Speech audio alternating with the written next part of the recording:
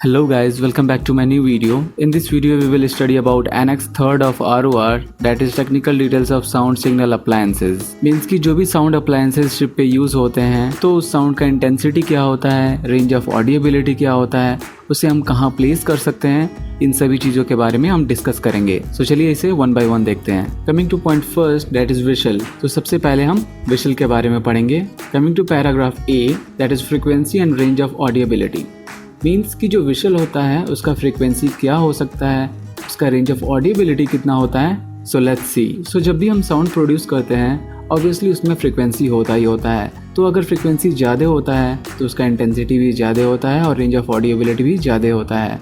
सो यहाँ कुछ पॉइंट लिखा है कि जो फंडामेंटल फ्रीक्वेंसी होते हैं वो 70 to 700 हर्ट्ज़ के बीच में लाई करेगा।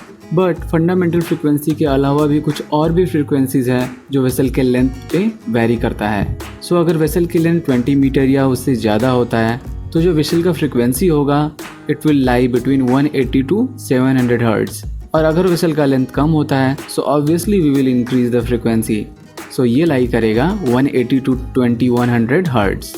And there is another point two, that is sound pressure level. Sound pressure level क्या होता है? It is the result of the pressure variation in the air achieved by sound waves. Means कि जो भी sound waves air में produce होता है और एयर में जितना प्रेशर साउंड प्रोसेस करता है that is called as sound pressure level. Now coming to para B, that is limits of fundamental frequencies. So obviously जो भी विसल हम यूज़ करेंगे उसका फ्रीक्वेंसी का कुछ ना कुछ हम लिमिट्स रखेंगे ही रखेंगे। तो वो जो हम लिमिट रखेंगे वो वेसल के लेंथ के अकॉर्डिंग होगा। सो अगर वेसल का लेंथ 200 मीटर या उससे ज़्यादा होता है तो फ्रीक्वेंसी लाई करेगा 70 to 200 हर्ट्ज़।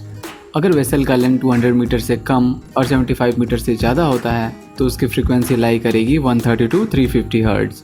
और अगर वेसल का लेंथ 75 मीटर से कम होता है तो उसका फ्रीक्वेंसी लाई करेगा 250 to 700 हर्ट्ज़।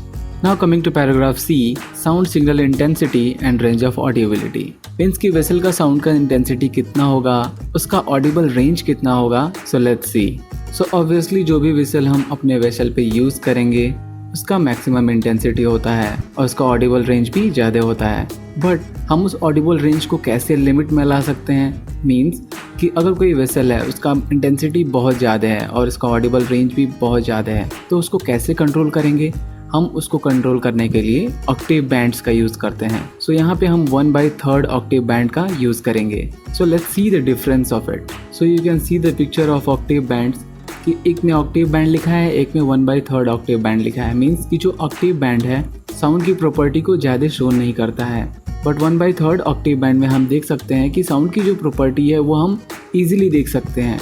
मेनली हम ऑक्टेव बैंड्स का यूज़ करते हैं नॉइज़ कंट्रोल करने में। So obviously here we will use these octave bands to reduce the noise of whistle. और जो नंबर लिखा है 20, 40, 60, 80 एंड सो ऑन, इसे हम लेवल ऑफ साउंड इंटेंसिटी कहते हैं। सो विशल के लेंथ के अकॉर्डिंग एक प्रॉपर साउंड इंटेंसिटी का लेवल होता है और उसका ऑडिबिलिटी रेंज होता है। तो चलिए टेबल देखते हैं।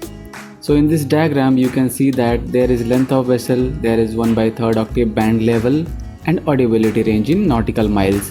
So अगर वेसल का लेंथ 200 मीटर या उससे ज़्यादा होता है तो उसका ऑक्टेव बैंड लेवल होगा 143 और उसका ऑडिबल रेंज होगा 2 नॉटिकल माइल्स। और अगर वेसल का लेंथ 75 मीटर के इक्वल और 200 मीटर से कम हो तो उसका बैंड लेवल होगा 138 एंड ऑडिबिलिटी रेंज होगा 1.5 नॉटिकल माइल्स।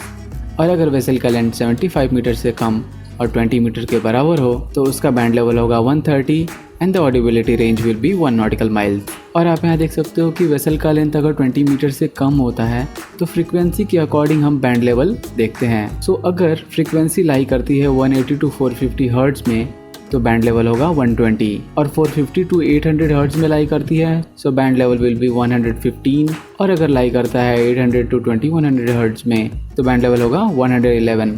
और इन तीनों केस में जो ऑडिबल रेंज होगा that will 0.5 nautical miles. Now coming to paragraph D, that is directional properties. So obviously जब हम वेसल को यूज़ करेंगे सो हम किसी ना किसी डायरेक्शन में उसे यूज़ करेंगे। सो अगर वेसल का यूज़ हम हॉरिजॉन्टल प्लेन पे उसके फॉरवर्ड एक्सिस पे मींस शिप के फॉरवर्ड पे and with in the angle of 45 degrees plus और 45 डिग्री माइनस में हम यूज़ करते हैं सो उस टाइम पे जो वेसल का साउंड होगा और उस साउंड का साउंड प्रेशर लेवल होगा वो 4 डेसिबल से ज़्यादा नहीं होना चाहिए। और उसके अलावा 45 डिग्री प्लस और 45 डिग्री माइनस के अलावा अगर हम किसी और डायरेक्शन में यूज़ करते हैं सो उस टाइम पे साउंड प्रेशर लेवल 10 डेसिबल से ज़्यादा नहीं होना चाहिए। सो अगर हम ऐसा करेंगे तो वेसल के फॉरवर्ड में ज़्यादा इंटेंसिटी होगा और चारों तरफ उसका हाफ होगा। और इसके साउंड प्रेशर लेवल को मेजर करने के लिए हम ऑक्टेव बैंड्स का यूज़ करेंगे। Now coming to paragraph E, that is positioning of whistle, which means कि विसल को हम कहाँ पोजिशन करेंगे वेसल पे। सो जब भी हम विसल को इंस्टॉल करेंगे अपने वेसल पे तो उस विसल का मैक्सिमम इंटेंसिटी होना चाहिए। ऐसा नहीं कि उसमें कुछ खराबी हो। The whistle should be with its maximum intensity. और विसल को हम जितना हो सके उसको हाइट पे प्लेस करेंगे। सपोज दैट कि हमने विसल को नीचे प्लेस किया तो जो साउंड वेव्स एमिट होंगी वो ऑब्स्ट्रक्शन से जाके कोलाइड करेगा and the whistle will lost its intensity. And also there is one most important thing कि अगर विसल को हम हाइट पे प्लेस करेंगे so it will minimise hearing damages to personal. और जो वेसल है जो कि विसल को यूज करता है तो उसका खुद का जो साउंड प्रेशर लेवल होगा उसे 110 डेसिबल से एक्सीड नहीं करना चाहिए और हो सके तो उसे 100 डेसिबल से भी एक्सीड नहीं करना चाहिए। Now coming to paragraph F, that is fitting of more than one whistle. Means कि जब भी हम एक से ज़्यादा विसल का यूज़ करेंगे, मीन्स कि 2 विसल का यूज़ करेंगे, तो दोनों विसल के बीच का जो डिस्टेंस होगा वो 100 मीटर से ज़्यादा होना चाहिए और उसे इस तरीके से प्लेस करना चाहिए कि दोनों एक साथ साउंड न करें। Now coming to paragraph G, that is combined whistle system. कभी कभी क्या होता है कि विसल का जो साउंड वेव्स होता है वो किसी ऑब्स्ट्रक्शन से जाके कोलाइड करता है और विसल अपनी इंटेंसिटी को लॉस कर देता है। सो उस चीज की वजह से कंबाइंड विसल सिस्टम का यूज किया गया है। सो इस सिस्टम में हम विसल को कंबाइन कर देते हैं और उन दोनों विसल के बीच का डिस्टेंस 100 मीटर से कम होता है और दोनों एक साथ साउंड करते हैं और उन दोनों का जो फ्रीक्वेंसी होता है वो डिफर करता है। सो अगर किसी एक विसल का साउंड वेव्स किसी ऑब्स्ट्रक्शन से कोलाइड भी करता है so there will not be so much difference. Now coming to second point, bell और गॉन्ग। अब हम बेल और गॉन्ग के बारे में पढ़ेंगे। So coming to first para, that is intensity of signal. So vessel पे बेल और गॉन्ग का भी यूज होता है।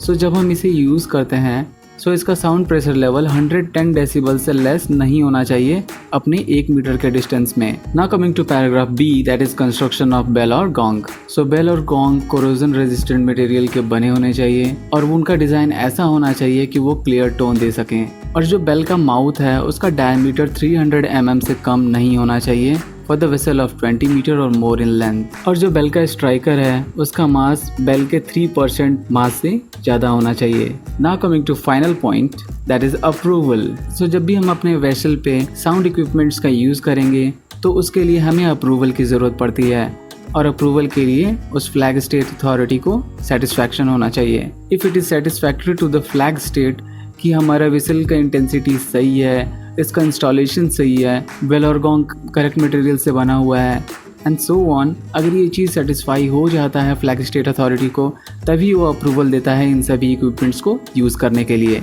So now this brings to the end of Annex 3rd. I hope you guys liked it. If you have any doubt, just feel free to comment it below. Please do share and subscribe. Thank you.